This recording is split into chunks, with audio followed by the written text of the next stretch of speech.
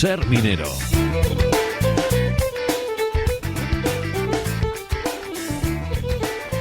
Nos acercamos una semana más, son las 12:48 hasta el Museo de la Siderurgia y la Minería de Sabero. Al frente está su director, Roberto Fernández. Buenos días, Roberto. Hola, buenos días, Chelo. Y desde Ser Minero cada semana nos sorprendes, ¿verdad? Con cosas interesantes. Y hoy nos vas a sorprender con un invitado, además, y con un libro. Bueno, al menos lo intento, ¿no? Sorprenderos o por lo menos que los oyentes conozcan un poco mejor este mundo del carbón, ¿no? Y hoy retomamos un poco nuestra sección de literatura minera, ese espacio en el que recomendamos por la lectura de libros que además de interesantes están muy vinculados de una u otra forma al carbón. Y fíjate si este libro del que vamos a hablar hoy está vinculado, que lleva por título Caliza y Carbón, Historia de la Fábrica Electroquímica de Guardo. Es un libro extraordinario que está escrito por Alejandro Polanco. Nos habla también de un lugar fantástico que hubo en Guardo, en Palencia, durante décadas, y nos habla también de un uso del carbón, que igual pues nuestros oyentes desconocen, que es su utilización para fabricar carburo de calcio, que a los más mayores seguramente que les suena. Y Alejandro, que hoy nos acompaña en el programa, pues es divulgador científico, autor de varios ensayos sobre historia de la ciencia, la medicina, es autor de novelas de blog científico, colaborador de diversos medios de comunicación, bueno, pues todo un divulgador científico que ha hecho este gran trabajo en torno al carbón, a la caliza y al carburo de calcio en Guardo, en nuestra vecina Palencia, que al final es la misma cuenca que Sabero prácticamente, o que Valderueda. Bueno, pues vamos a saludar ya a Alejandro Polanco. Buenos días, Alejandro. Buenos días, ¿qué tal? Bueno, y como investigador, autor de varios libros, entre ellos este que nos acaba de mencionar Roberto, Caliza y Carbón, yo la primera cuestión que te quería plantear, Alejandro, es si crees que, viendo lo versátil que es el carbón y cómo sirve para un montón de cosas, si ha sido un error al margen del drama laboral que ha arrastrado el cierre de las minas, precisamente eso, si ha sido un error el cerrar las minas, tanto en la provincia de León como en Palencia.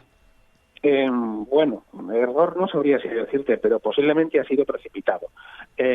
Estamos inmersos en un proceso de reconversión, en este caso hacia algo verde, un cambio de paradigma en el mundo energético, y sobre todo tenemos el problema climático. Y el carbón pues ha sido puesto como el culpable de muchos de los problemas climáticos precisamente por la quema en las centrales eléctricas, termoeléctricas de carbón. Pero hay tecnologías nuevas que podrían hacer que el carbón resurgiera. Roberto, puede ser una esperanza esto, ¿eh? Que resurja el carbón. Hemos hablado en el programa, ¿no?, en muchas ocasiones pues de esas tecnologías también o la vinculación con el grafeno. Bueno, la verdad es que todo está abierto. Hemos cerrado minas y hemos derribado térmicas, pero bueno, igual que se cierran y se derriban, se vuelven a abrir y se reconstruyen, ¿sabes? Como cuando algo interesa, y buen ejemplo de esto, ¿verdad, Alejandro?, es que cuando algo interesa, uno monta una fábrica extraordinaria y maravillosa en un lugar, entre comillas, perdido en aquellos años, como era Guardo, porque allí, aunque muchos oyentes no lo conozcan, tuvo lugar una aventura empresarial industrial de un calado muy importante. Sí, fue uno de los principales centros industriales de la industria química, o bueno, digamos carboquímica, o mejor dicho, electroquímica, de toda Europa. O sea, estamos hablando de un centro industrial que aglutinaba decenas de plantas de fabricación de todo tipo de productos derivados del carburo de calcio, que inicia su andadura en el año 1943 con Unión Española de Explosivos, con la construcción de unos pequeños relativamente, hornos de carburo de calcio, y posteriormente la factoría va creciendo para dar cabida a nuevos derivados, hasta que en los años 60 y 70 se convierte prácticamente en un monstruo industrial que, aunque esté hoy muy olvidado, hay que recordar que fue uno de los más grandes y importantes de España. Y su ubicación allí en Guardo tiene también mucho que ver con la mitad del título del libro, ¿no?, con el carbón. Sí, claro. Para fabricar carburo de calcio hacía falta, y sigue haciendo falta, porque en algunos lugares se sigue fabricando, sobre todo en Asia, y antracita de calidad, hacía falta piedra caliza también de calidad, hacía falta energía hidroeléctrica, porque los hornos de carburo son auténticos devoradores de energía, y también transporte, por eso se utilizaba la línea de la Robla. Todo eso se aglutinaba en Guardo y dio como resultado que era el lugar ideal para Unión Española de Explosivos, que contaba con central hidroeléctrica de Camporredondo ya en su haber, para fabricar carburo de calcio, que no hay que olvidar que el carburo de calcio se utilizaba porque cuando viertes agua encima del carburo de calcio aparece un gas que es el acetileno, con el que se podía fabricar prácticamente lo que ahora se hace con el petróleo. Digamos que era el petróleo de la época. Uh-huh.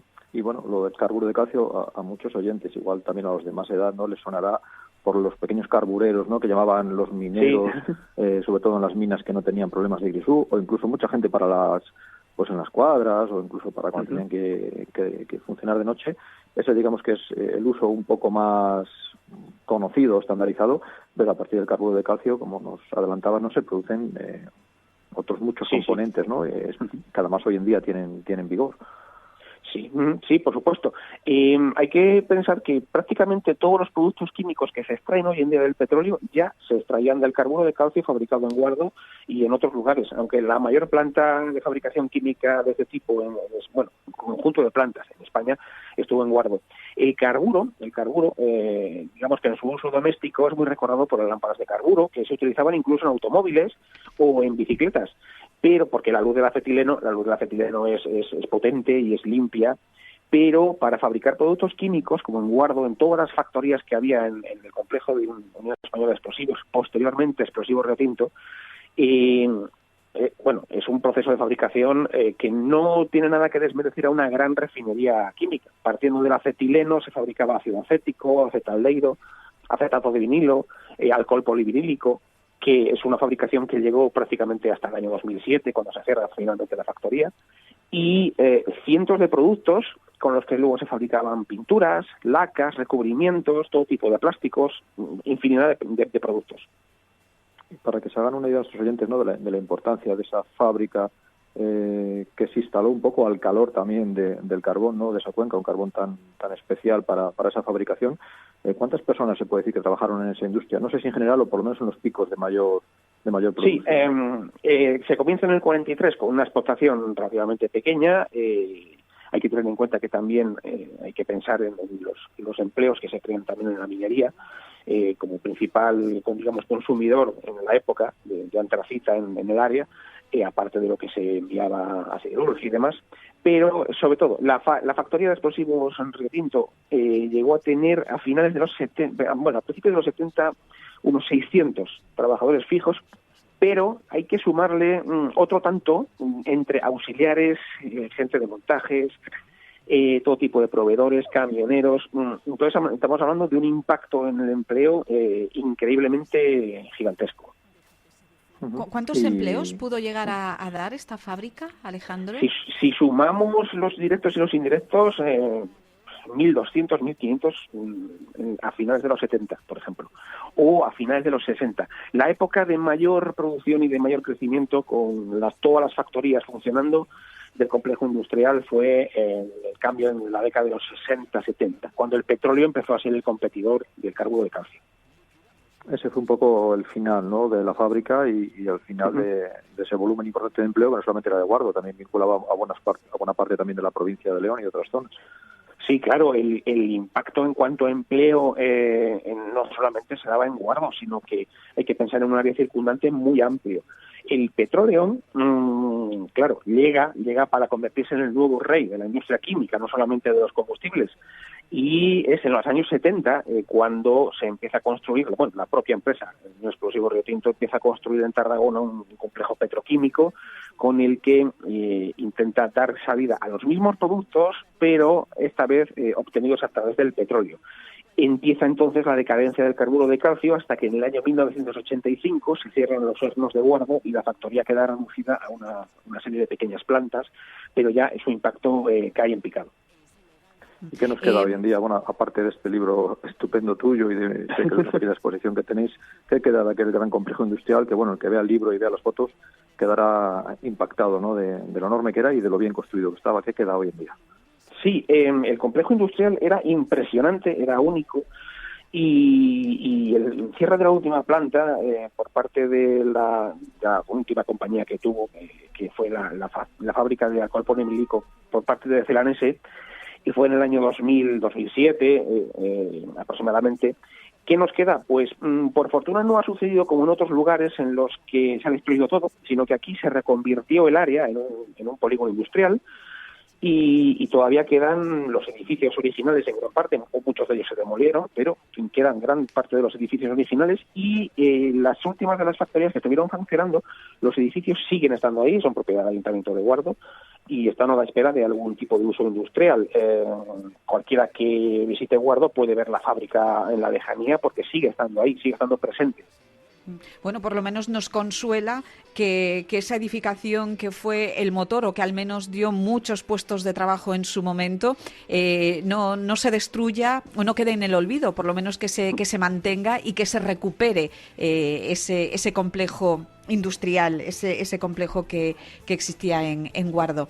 En fin, unas notas muy interesantes que nos ha acercado Alejandro con su libro, un libro que se titula Caliza y Carbón, el autor Alejandro Polanco, con quien hemos estado hablando durante estos minutos de la mano de Roberto Fernández en nuestro espacio Ser Minero. Alejandro, muchas gracias y que todo vaya bien.